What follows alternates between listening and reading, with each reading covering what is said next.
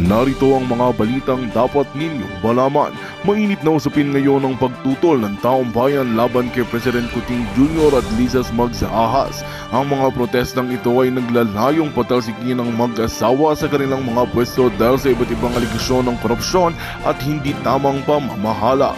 Sa kabila ng mahigpit na seguridad, nagtipon-tipon ang libo-libong tao sa iba't ibang bahagi ng bansa upang ipahayag ang kanilang hinanakit at kahilingan. Ang mga rayilista ay nagbunsod ng kanilang lakas at tapang sa mga lansangan. Dala-dala ang mga placard na may mga panawagang patalsikin si Marcos at hustisya para sa bayan. Ayon sa ilang mga tagapag-organisa, hindi na raw nila matitiis ang kasalukuyang kalagayan ng bansa at kailangan ng kumilos para sa pagbabago. Samantala, nananatiling tahimik ang kampo ng mga Marcos sa gitna ng mga ganapong ito.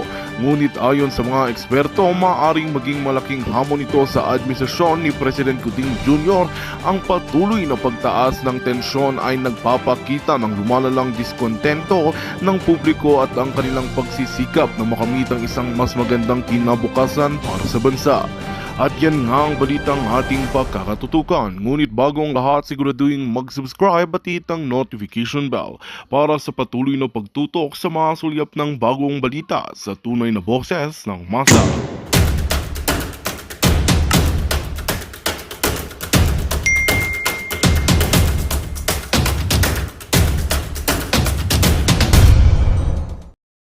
Illegal extraction or operation ito. At marami magsasabi siguro na yan ay AI, yung voice recording na pinalabas sa YouTube. Ako mismo, kilala ko yung personalidad na involved. At that time, yung hepe ng Premier Intelligence Service of the Armed Forces of the Philippines, yung ISA. Ang masaklap dito, kaya natin sinasabi, protect and defend the Constitution, uphold the Constitution, dahil malinaw din na nakasaad na ang Commander-in-Chief ay ang Pangulong ng Republika ng Pilipinas. Yung may mandato. Breaking news mga kaibigan, Attorney Vic Rodriguez may ibinunyag po sa Amerika. Alright mga kaibigan, kasalukuyan pong andun po ngayon sa New York City itong si Attorney Vic Rodriguez at nakahanda na po sila mga kaibigan. Maya-maya po matutunghayan po natin guys, no? Sana po magkaroon po talaga ng coverage patungkol po sa Maisog Rally sa New York City, Amerika po mga kaibigan. Pero bago yan mga kaibigan, pag-usapan muna natin itong pasabog po ni Attorney Vic Rodriguez. Ito guys, kumpirmado na po mga kaibigan.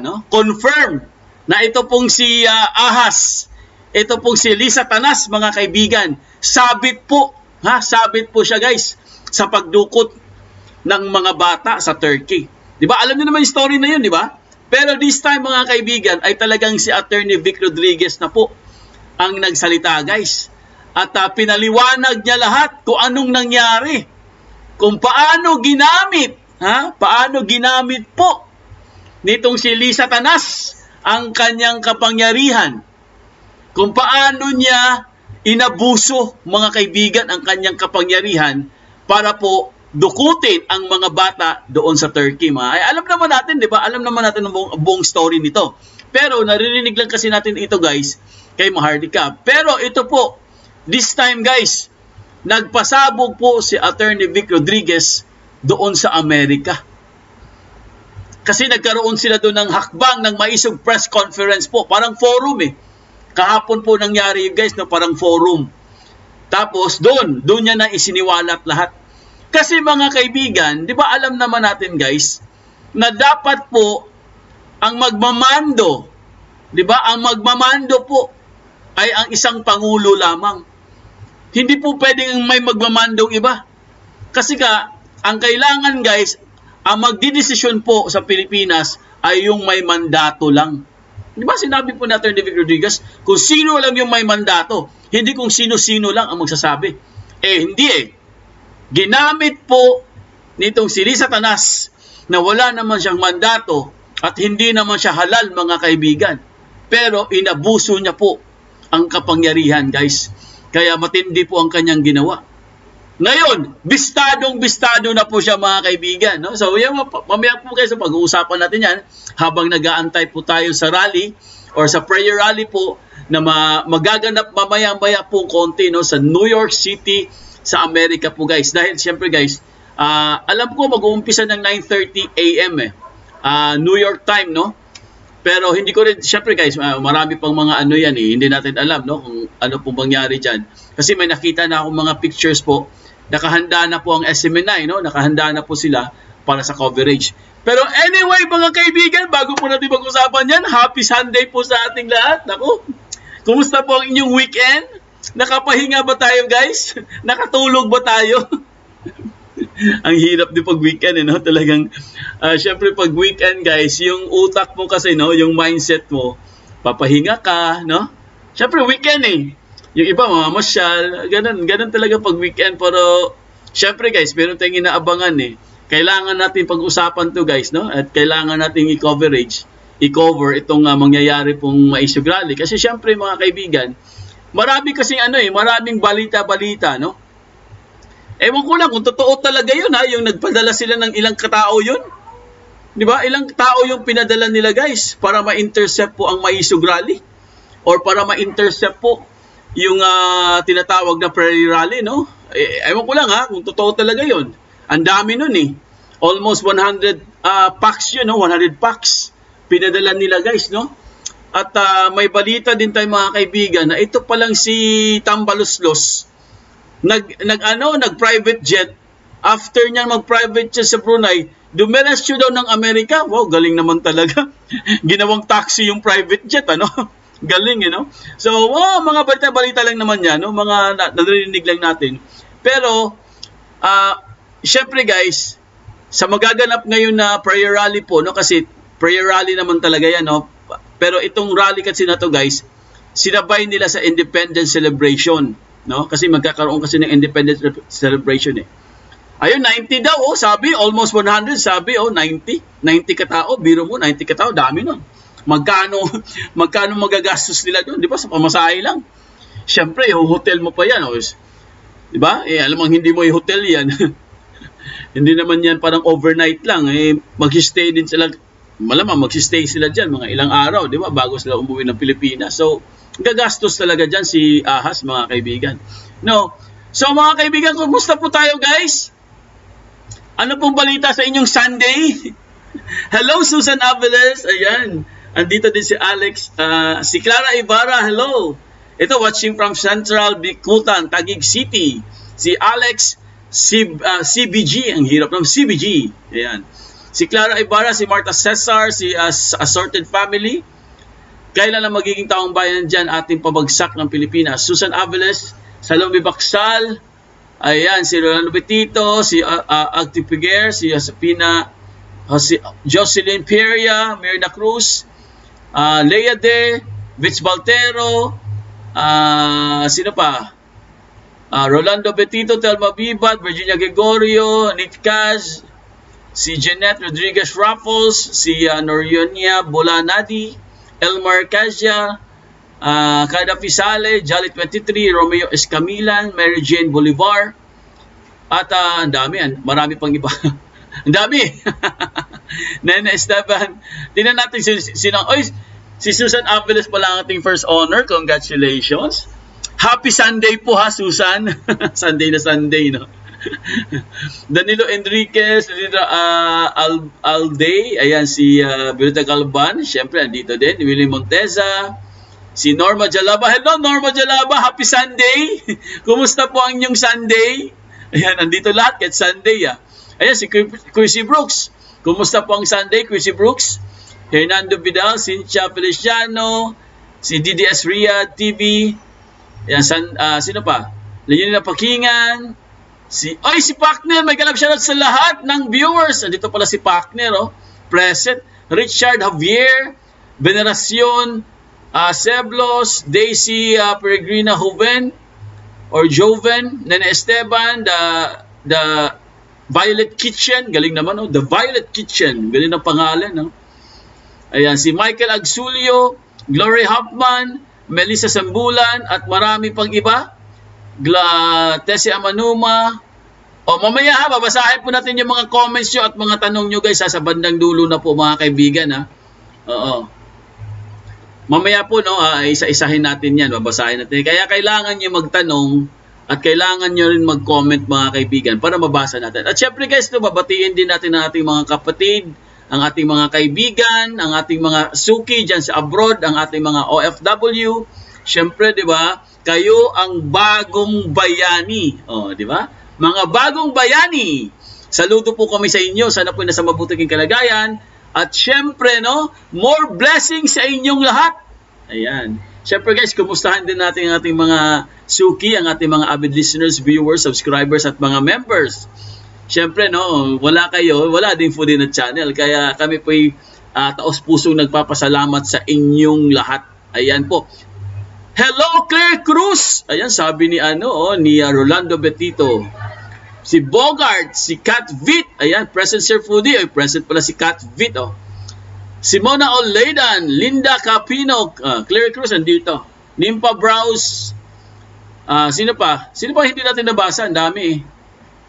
Juliet Bumatay. Ayan, Zenaida Fuerte. Si Angel Flores. Juan Canadian, Evelyn Reyes. Ayan po mga kaibigan, no, habang nag-aantay po tayo guys, no?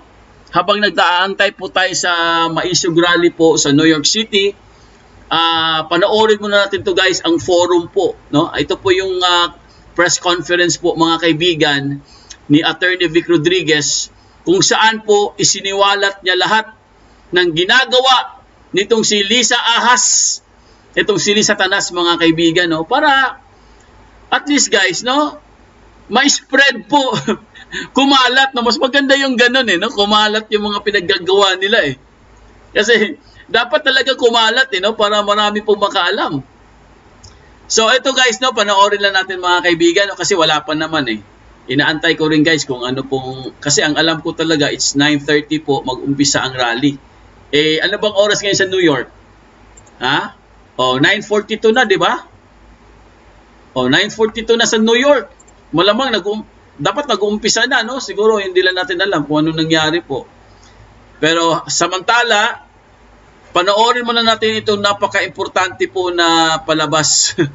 Oy, si Nono Flores, oh, hello Sir Foodie Energy. Ayan, energy, oh. Pag energy ba yan, Nono Flores? Maraming salamat na sa $249. Ay, pesos pala. 249 pesos. Ayan. Gatten Aben. Oh, galing naman, oh. Talagang German talaga tong si si Ate Figueroa. Gatten Aben. Oh, galing naman. Hindi ko maintindihan, eh. Hindi ko naintindihan. Hernando Vidal, kakawin nila tambi pera sa PhilHealth para ipamudpod para sa kanilang interest. Yes, God bless us all. Alexander Kasipit and Elmer Kazia. Sabi po ni Susan Abeles. Ayan. Ito na guys, no? Ay, si Agustin Fernandez, shoutout no, from watching from Davao City. Uy, kamusta na kayo dyan sa Davao? Ano nang balita dyan sa Davao? Ha? Yahoo! Nona Flores, sabi ni Susan. Chrissy Brooks, Sunday Escolano, mag-comment ka kay Spencer now! Sunday Escolano, mag-comment ka daw.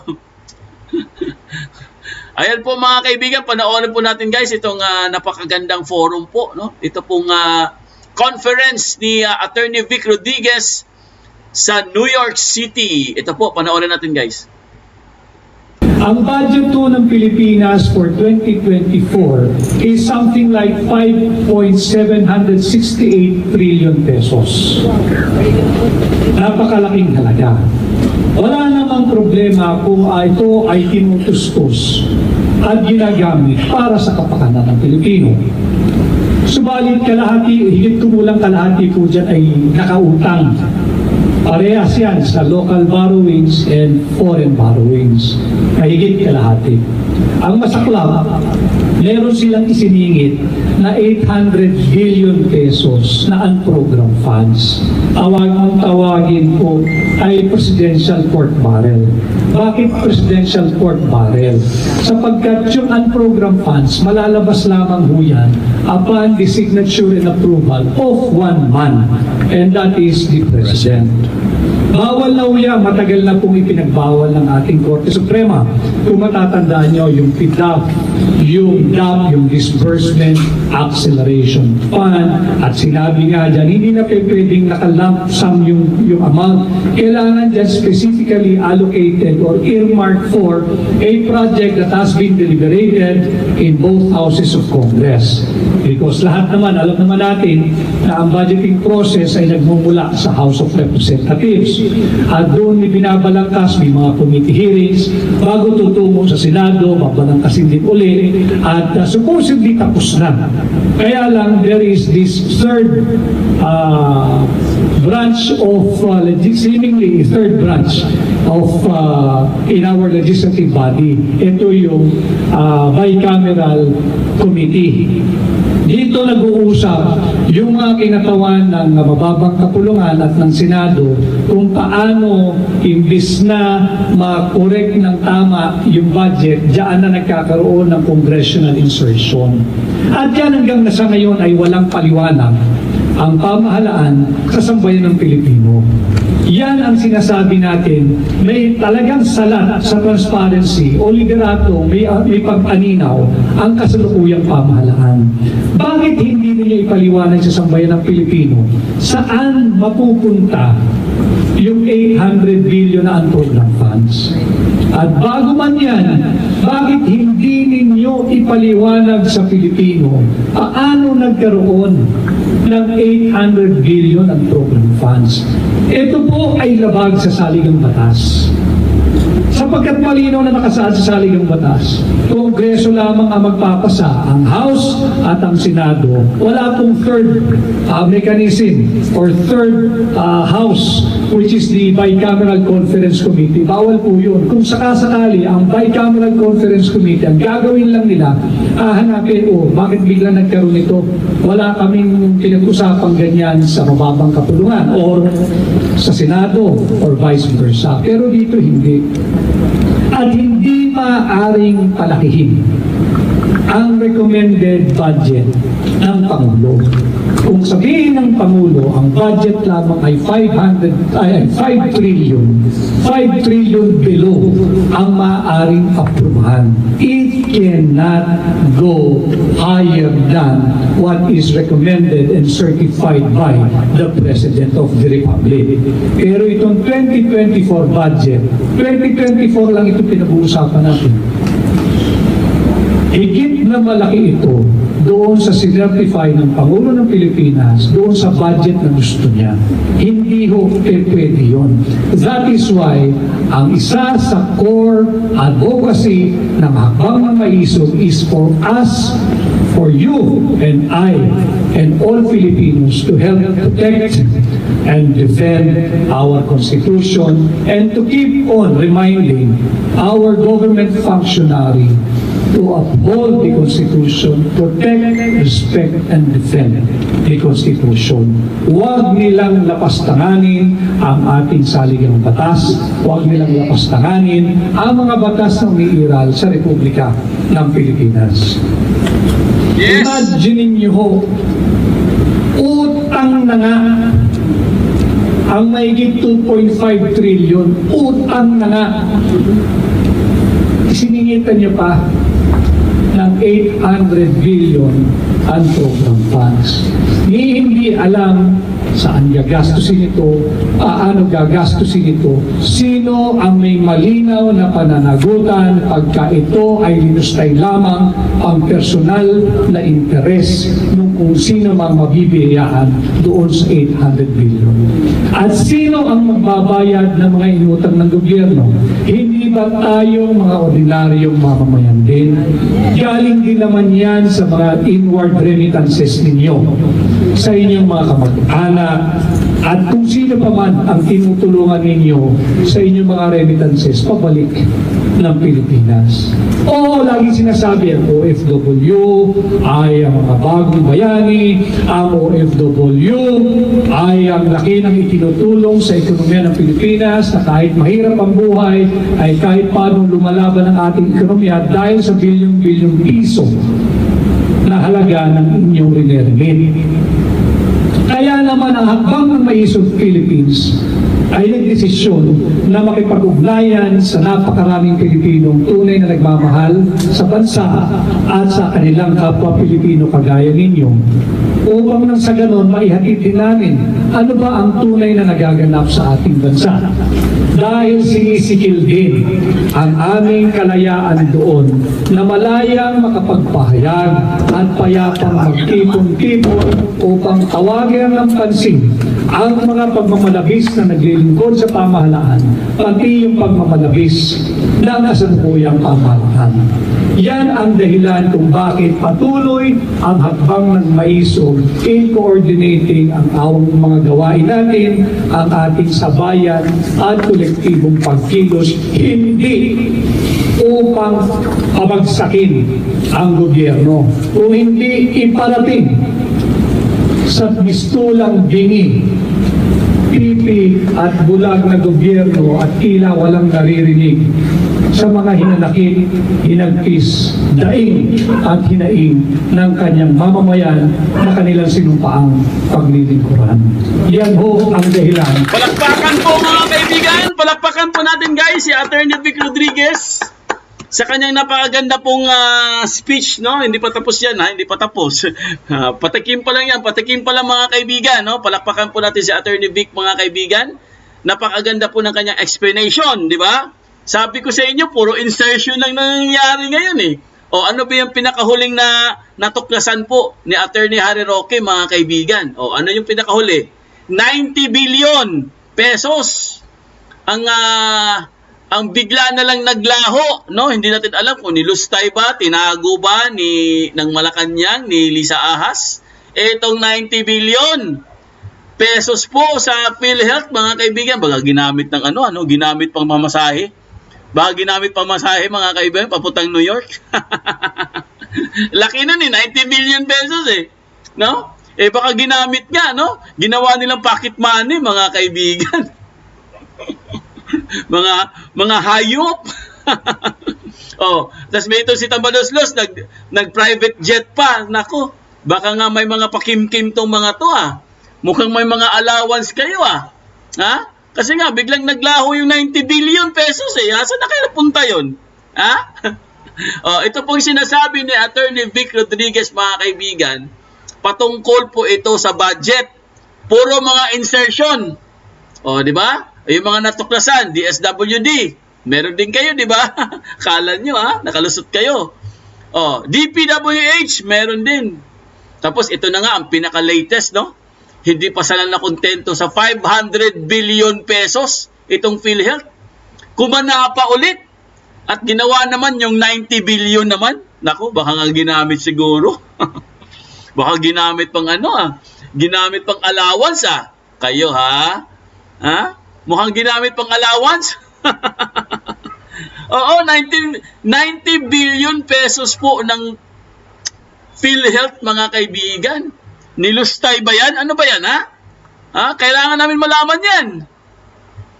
Kayo talaga, di ba? Ang nag-expose niyan guys nung isang araw, di ba? Na-topic na natin yan si Attorney Harry Roque, kaya galit na galit siya, di ba? Kakasuhan niya, pati itong silam, kakasuhan niya. No, kasuhan niya na ngayon para magkaalaman na. Di ba galit na galit siya guys? Kasi nga, isa sa mga author dyan, no, sa medical natin, sa mga natin, no, pagdating po sa guys, sa healthcare, isa sa mga author dyan, si Attorney Harry Roque. Kaya po siya galit na galit. Kasi nga, ang 90 billion pesos guys sa PhilHealth, marami na po matutulungan yan. 90 billion po, imagine niyo guys, tas ibubulsa lang nila, biglang naglaho, ano yun? Di ba? Kasi insertion nga Kaya nga in-insert nila yan mga kaibigan para hindi po matrace. At syempre, parang tinatago yan Tatago muna nila, tas maya-maya gagamitin na nila, parang ganon. Baka nga siguro ginamit yan sa papuntang New York ito kasi nga, di ba? Nag-ano sila ng almost 90 katao. Pamasahe lang nun, magkano So, now I know. Ito po, ituloy po natin guys si Attorney Vic Rodriguez habang nag-aantay po tayo sa Maisog Rally po sa New York City. Ito po mga kaibigan.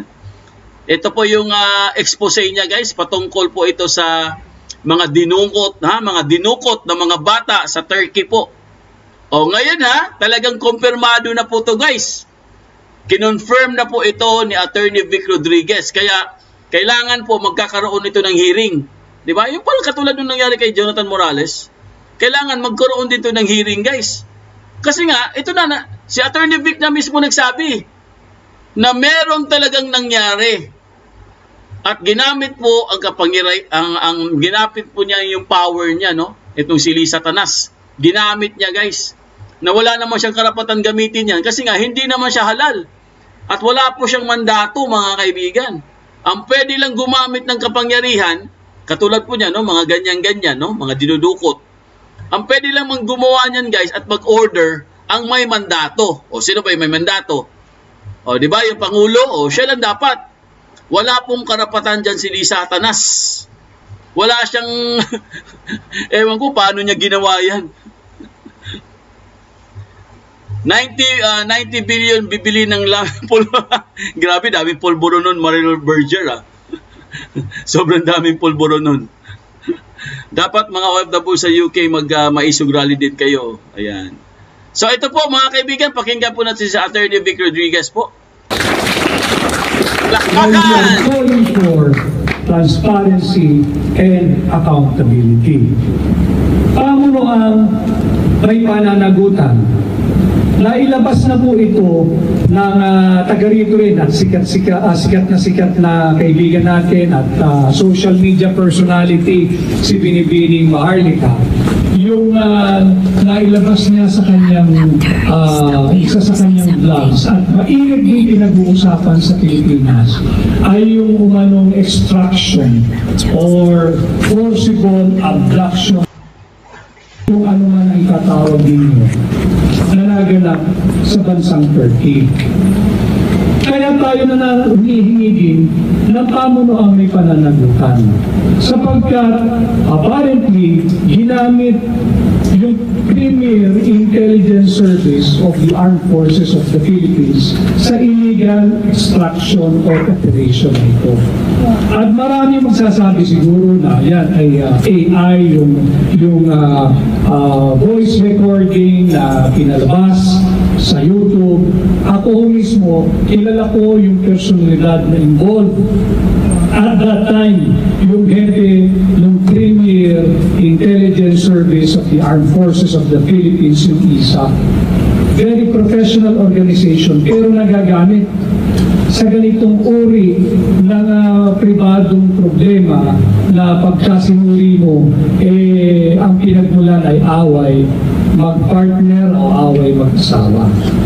Ang masaklap dito, kaya natin sinasabi, protect and defend the Constitution, uphold the Constitution, dahil malinaw din na nakasaad sa ating saligang batas na ang Commander-in-Chief ng Armed Forces of the Philippines ay ang Pangulong ng Republika ng Pilipinas.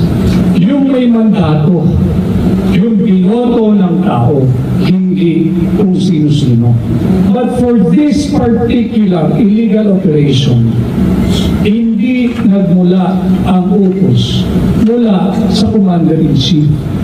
Ito ay malinaw na naman na paglabag at paglapastangan sa ating saligang batas.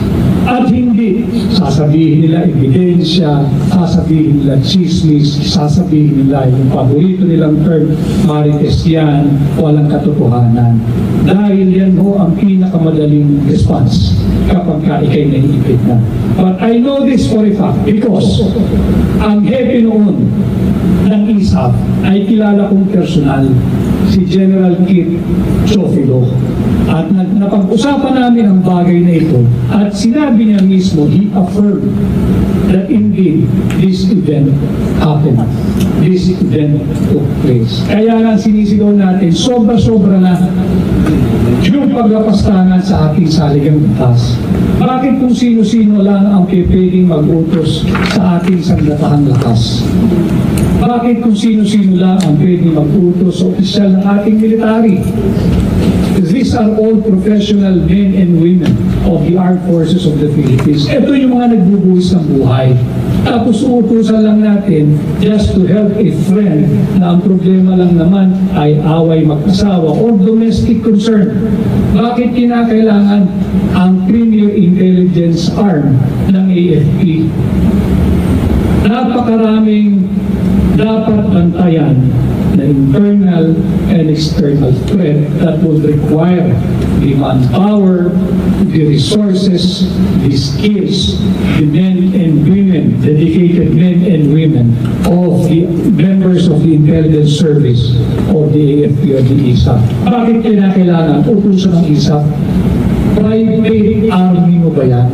Yan ay sundalo ng mga mamamayang Pilipino.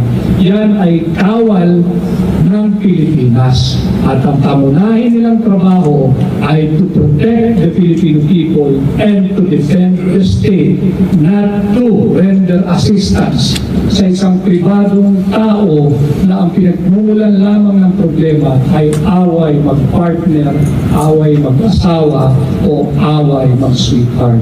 Yan ho kaya tayo sumisigaw ng lideratong may pananagutan or accountability.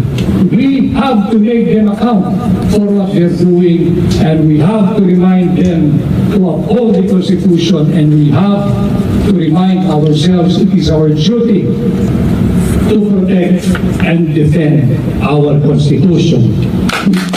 Yes, palakpakan po mga kaibigan. Attorney Vic Rodriguez. Yung ating mga miyembro ng kasundalahan, ang ating mga Magandang balita ang hatid namin sa inyo ngayong araw. Sa pagtatapos ng aming balitaan, nagbigay kami ng mga mahalagang impormasyon. Maraming salamat sa pagtutok at pagsuporta sa aming programa. Huwag kalimutang manatili sa mga susunod na araw para sa mga bagong balita at mga kwento na dapat nating abangan. Mula sa Boses ng Masa, magandang araw Pilipinas!